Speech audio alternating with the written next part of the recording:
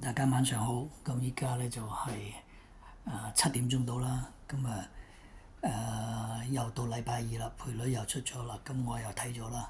咁上次我揀嗰隻咧，揀嗰4隻咧就係其中一隻跑第一。咁如果你射孖寶射落去下邊，如果你捉到嗰隻咧就有得收啦。不過都好難㗎啦，唔係容易㗎。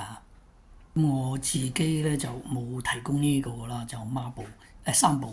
我就好少買三寶，今季好似買呢次好似係第3次啊。咁初我都想買蔡韓3隻㗎。咁有陣時啲嘢就係跑馬嘅嘢，佢係跑第2啊。OK，咁就變咗啦。康樂高球咧就好分啦。如果計呢條數咧，仲好過中條六環彩啊，因為六環彩安慰獎都係唔係好多㗎咋。咁如果我係過3隻啫喎，咁我呢度都係10蚊注，咁都係20蚊啊。所以賭馬啲嘢就好難講啦。我亦提及過蔡韓應該就會係搏㗎啦。咁所以可以睇到，我本來都諗住隻首飾天空咧都可以贏啦。不過就輸少少佢斜跑啦。嚟緊呢個禮拜3咧，咁蔡韓啲馬就係麻麻地。咁你話得唔得咧？都好難講㗎。咁我又揀咗第6場嚇。咁第6場咧，而家咧大熱門咧就係聖萬金啦。但係咧顧東尼咧我就麻麻地中意佢啲馬嘅，因為想贏即係買到佢贏咧都唔係容易。咁但係咧佢而家係上次交俾蔡明紹，咁咧就係輸2個馬位。咁我覺得呢隻馬咧就麻麻地。咁我只係當佢可以跑3甲嘅啫。OK， 跑第一都係問水啲啦。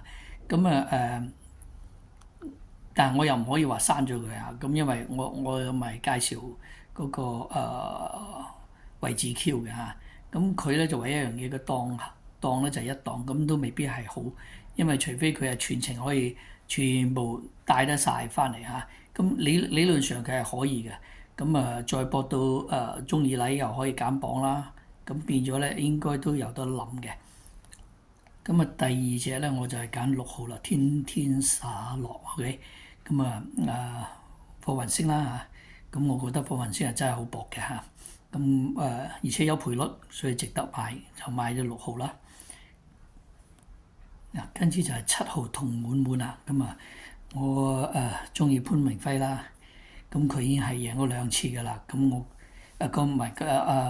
艾兆禮贏咗1次，跟住再潘明輝又贏多次，嗰次就贏成2個馬位㗎嚇。